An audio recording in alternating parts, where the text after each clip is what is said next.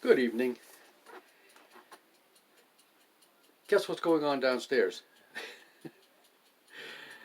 The television's on, and there's a debate on TV tonight. And oh, it's creepy. I'm sorry. I haven't really paid much attention to much of it, and I have no interest. I'm sorry. I'll vote for what I think is the best candidate when the time comes. We'll see who's still standing when the time comes. We'll see if we even have an election when the time comes. Hopefully the lights will still be on. Keep an eye on the sun. Well, actually, don't stand out there and stare at the sun. Go to spaceweather.com once in a while. 2 or 3 times a week would be good at least. And check out the sunspot activity. It's been very active for well over a year now. It's quiet at the moment, relatively speaking. On our side of the sun, there was a big solar flare on the backside of the sun yesterday. I'm not sure, it might have been an X1, which is a low grade X flare, which is the highest of the 3 scales.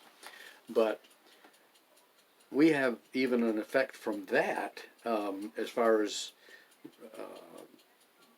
I call it radiation, protons, whatever, being sucked into our magnetic field, north and south poles, especially the North Pole, and it knocks out shortwave radio communications up there for hours or days. Anyway, that's minor. The big stuff is when it comes right at us and can overload transformers and set wires on fire and things like that, potentially. I hope that doesn't happen. It would be awful. Can you imagine if the electrical grid goes down, or even a significant portion of North America goes down, like it did back in, I think it was '89 or something like that, the Quebec power outage.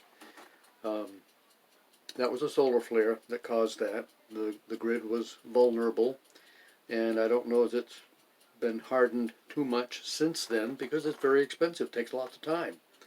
Some of these big transformers are the size of houses that we don't even build them here in the United States, I don't believe.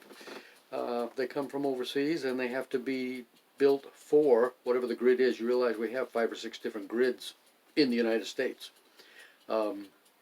Texas is the only state that has its own isolated grid. Texas is a pretty smart state, I think, in many ways. Maybe not always.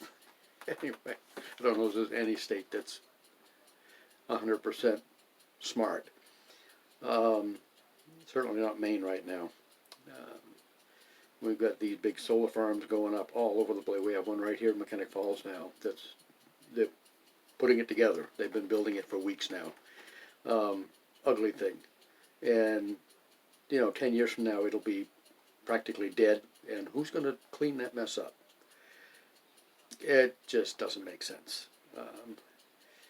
Anyway, solar power on a small scale here and there may be a good idea, but when you're blanketing acres and acres and acres of what sometimes used to be farmland producing food, I think food's more important. We have good energy sources. We're probably going to get back to more nuclear plants, I'm guessing, in the future, just because this solar stuff isn't going to work out financially. It's not financially viable. It's not dependable. Anyway, you need batteries, and the batteries catch on fire. Oh, that's a great idea. Yeah. Anyway, I know some of you are going to think I'm nuts. Well, fine. Let's see what's going on 10 years from now. I may not be here, and that's okay. But anyway, yeah, the debate's on tonight, and I decided to come upstairs and talk to you instead. So here I am. We've got a couple of grandkids coming tomorrow for homeschool, tomorrow and the next day, and then that day, Thursday afternoon, we've got our final practice for our main prepper kids. That's going to be a big 12 o'clock noon Saturday.